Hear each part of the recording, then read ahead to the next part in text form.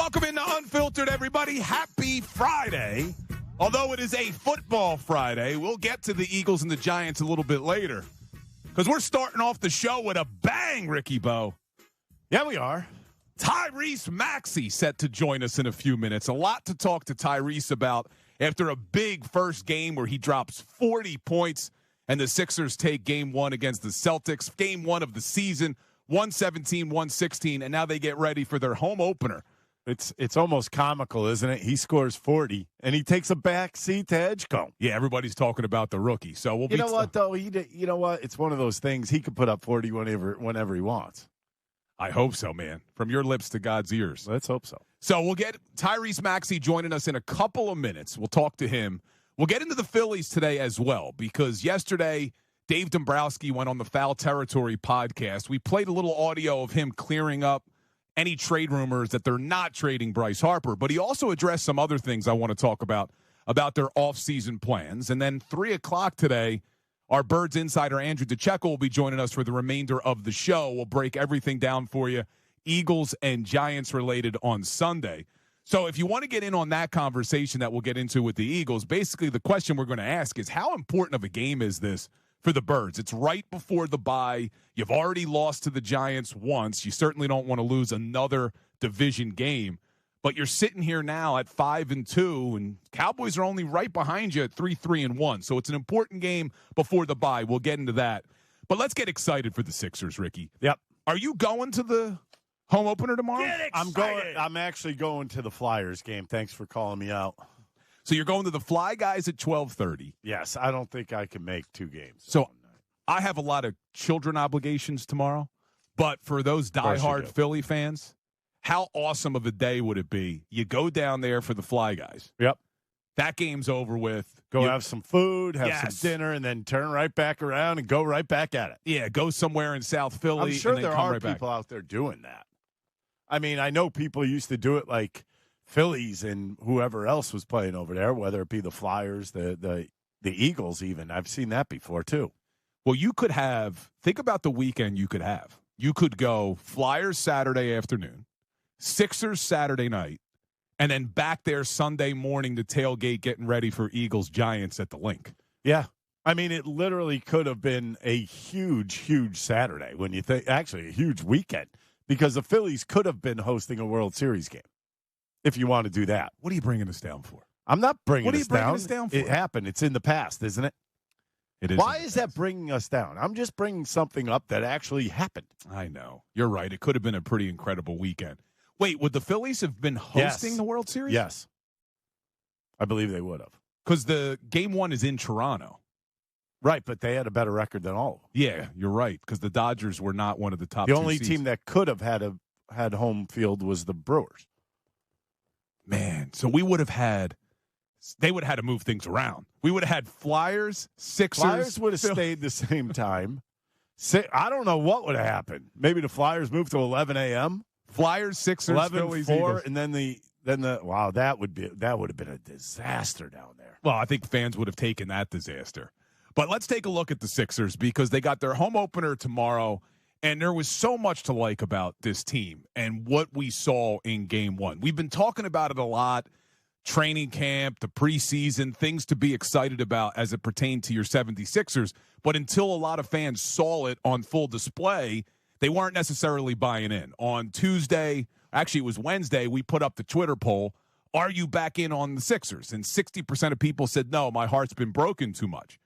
Then Wednesday night comes, you watch VJ Edgecombe drop 34, you watch Maxey drop 40, you see them beat the Celtics. So we asked the same question yesterday, and now close to 60% of people are saying they are in. It's always about what have you done for me lately. And you and I were kind of in. I mean, we were talking about that opener and how big of a game it could be and what this team is going to look like. And they have really kind of stepped up. I love what I saw in that first game.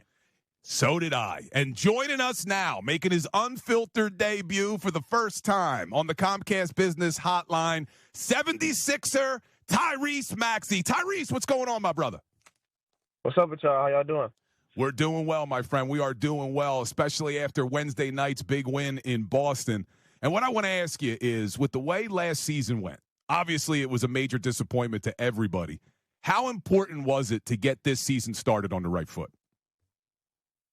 Yeah, I think it was extremely important. I think the biggest thing, Coach Nurse said that really hit home with a lot of us is like he said, man, we worked our tails off all summer. It was a long summer, not a summer that we wanted, but it definitely happened. So we had to work for a long time, worked all summer, all fall, all preseason, all training camp. And he said we deserved to go out there and reward ourselves with a W that night. And I think we worked for that W as well, man. We had to fight through some adversity. They went on a couple runs. We had to go on our own run in the game, and we were able to do that. All right, you look at this new type offense you guys are running. It looks a little bit more up-paced, and the guards get to fire away at will. What are your thoughts on how it feels out there after the first game?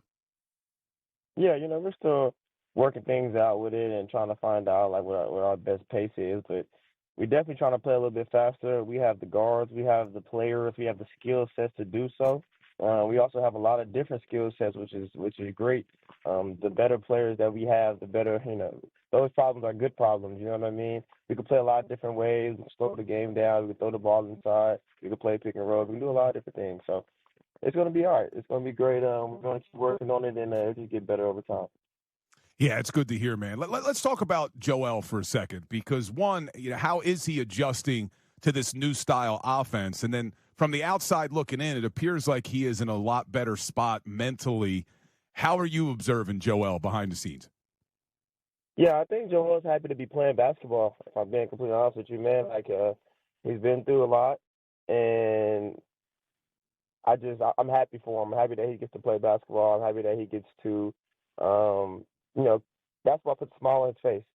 So him out there competing is what he likes to do. And Joel Embiid is Joel Embiid. He's gonna get his any way possible for him. The offense doesn't really matter for him, but he does a good job of just giving us different outlets.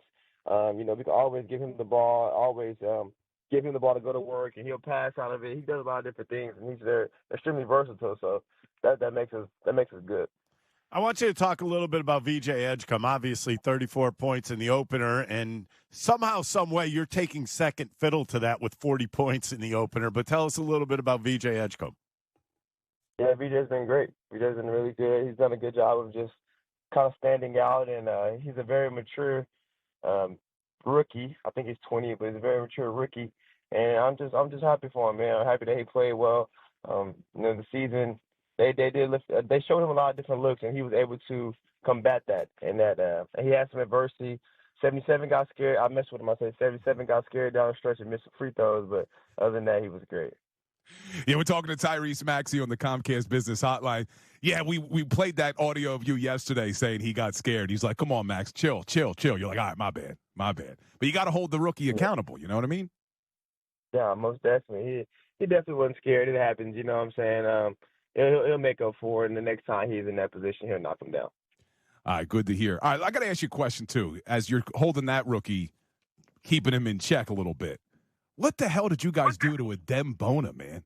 With the popcorn and the tires? What was that? I would have been pissed if I was Adem Bona. Yeah, I didn't really know that was going down until they told me at the end of it. But hey, man, that's how it goes, man. Sometimes. But it's a good group, though. That shows good camaraderie. That shows good fellowship.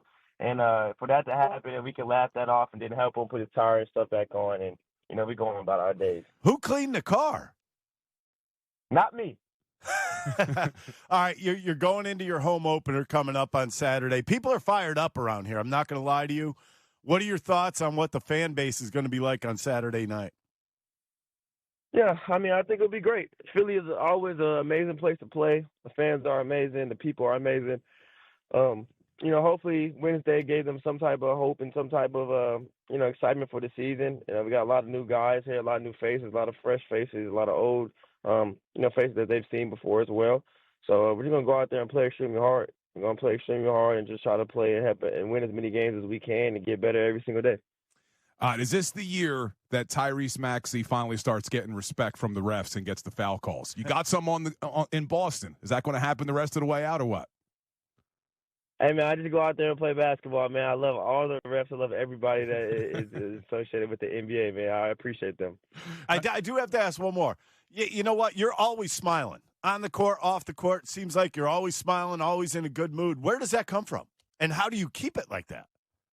I'm blessed. I get to wake up every single morning, have a good support system around me. Thank God that he woke me up this morning. Every single morning that he does wake me up and allow me to go out there and play basketball for a living and do it with a good group of guys, an organization that believed in me and that have put me in a position to be successful. And I try to go out there every single day and, put smiles on other people's faces and play my heart out. That's all I can do. All right, Tyrese, I got one more for you. So at the end of the game against Boston, Nick goes with 3 guards on the court. Is that something that we're going to see a lot this season? I think it's good. The more guards you have out there, the more ball handlers you have out there at the end of the game, the better. Multiple people can make plays for each other, and that's really good. Especially Joel, when he's out there, he can make plays for all of us as well and himself. And then you have those guards, you have shooting, you have ball handling, and you have competitive nature on the defensive end. So, where do you feel like Jared McCain fits in all this when he comes back? Same way. I mean, he does a lot of the similar things that we all do. He can shoot, he can pass, he can handle. He'll be competitive on the defensive end because he has to and because we all have to, and he'll fit right into that. All right, we appreciate it, Tyrese. Now, on Wednesday, before Game 1 against the Celtics, we asked people, are you back in on the Sixers? And there were a lot of fans who were a little reluctant after what happened last year. Then yesterday, we asked the same question, and a lot of fans are already starting to come around. So if you could give a message to the fans who are listening, should they buy back in on the 76ers? Should we believe in the 76ers this season? The message is, as a fan, I feel like you should believe every year. You know what I mean? I'm blessed to be a fan of where I'm from, but don't be telling us that. We know where you're from. We don't have to get into that right now. We don't have to get into that. But listen, one thing I can say is every single night we'll go out there and we'll play our tails off every single night, no matter who's out there on the court. Coach Nurse has done a good job. We've done a good job of building a culture, and everybody knows the one thing that you have to do to step on the court. We'll put a Philadelphia 76ers uniform on right now, and that's to play hard. If you're not going to play hard, you're not going to play. You're not going to step. You're not going to be on the court right now with this organization and this team. So I will say that we will go out there. We will compete every single night. And, we're going to try to win more games than we lose. You know what I mean? We're going to go out there and try to learn and get better every day. And I think it'll be a fun team and a fun season to rally behind. All right, well, we really appreciate you making the time today, and we are definitely supporting you, man. Have a great season. We're excited. Hopefully we'll talk to you again down the road. All right, appreciate you. I'll be safe. All right, there he is, 76er Tyrese Maxey, man. You could just tell there's people, even on the phone, you could tell he's got a smile on his face. It's unbelievable. Like, I played competitive sports. You've played competitive sports. Did you walk around with a smile on your face? Not always. I walked around with a scowl. Yeah, not always. It's unbelievable how great his personality is. He may have the best personality in the NBA. He definitely has a contagious personality, and I'm glad that he didn't say there where he was from and the team that he still roots for. We all know who it is. Yeah, it's the Cowboys. Yes. It's the Cowboys. But so you know what? Leave him alone. I respect that he has not hidden that. Why would he? Everybody, you know what? If he would come over here and say, I'm an Eagles fan now, that would be, number one, a flat-out lie. Number two, we know a lot of players do that. Yeah, Bryce Harper. I'm not saying names. Come on now. You want to throw names out there, you go ahead. Bryce Harper is a Cowboys fan. I'm just telling you right now, there's a lot of guys that come and play for the Phillies, the Eagles, whoever, and pretend to like other teams. Yeah, I'd rather you be genuine. You know what? You really they get uniforms from them and stuff like that. So, yeah, you pretend as long as you can. But then they get traded, and guess what? They do it all over again. But I'll tell you, though, a lot of the things Tyrese said in there are good. When I asked him about Joel Embiid, from the outside looking in, it does appear like Joel is in a really good spot mentally. We're hoping that he can get there physically. I mean, the fact that he played in the preseason and he even played 20 minutes in this game was a good sign. But more importantly for me, it's, how is he feeling mentally? And it does sound like Joel is in a good spot, especially with this new style offense that's not necessarily going to run through Joel. Yeah, I mean, I think it's a good thing. I liked what I saw the other night. I liked the movement. I think the movement is kind of really what stood out to me. If you watch the game, you notice there was a lot of movement offensively. You noticed a lot of guys touching the basketball. And then you also notice there's a lot of guys that aren't afraid to shoot. I think at some point when you think about it, when it was Maxey and Embiid's team, what was it? Those two shooting all the time. You know, it was kind of like set up a play for one of these guys and see what happens. And the other guys were like those emergency guys. Like if the shot clock was running down, you had to force one up, they wouldn't get one up. I think now what you have is a bunch of guys that aren't afraid to just play the game. You know what I mean? Play the game right, move the ball around, definitely get off some shots, look for the open man. It is a different team. It's a different style we're seeing. Yeah, you're seeing a different style on the court, and like we've been pointing out too, it seems like the vibes are high. And you know, we were kidding around with Tyrese asking about the Ndembona situation. And if you missed it, they filled his car with popcorn. They took his tires off. You know, you're just seeing them kind of mess around with each other, having some fun. I think that's important too. I still would have been pissed. I would have as well. Can you imagine all the butter? Like, you know, I know you get it detailed. It was buttered pop, yeah, but still. Yeah, you get it detailed. But it does seem like they're having fun. And I know that isn't always the most important thing, but it is. Yes. But it actually is when it comes down to the actual players. That is a big point for anybody to go out and have fun. If you're miserable on the court, it's going to show in your play. You go out there, you're having fun, you're playing the game of basketball. I mean, I think Tyrese kind of wrapped it up at the end when he said how, you know, he's just blessed to get up every day and do what he does. I think that's something that a lot of players, you know, because there's a lot of pressure, a lot of players forget about that. That's great that he remembers that every day when he wakes up. Why are you laughing at me? I'm laughing because – no, I'm not laughing at you. I'm laughing because once again, Maxey takes a shot at VJ Edgecombe for missing the free throws. Oh, he's making sure. 77 was scared. Maybe he's a little bit like, you know, I did score 40, and I didn't miss any free throws at the end. You did. Well, you can't have the rookie, you know, sniffing himself already. I think it's actually a good thing because it shows team camaraderie. You know, I get it. Ndembona, he got eaten up by the other guys. I think that was a little bit over the top. I wouldn't be happy with it. I know you want it. No.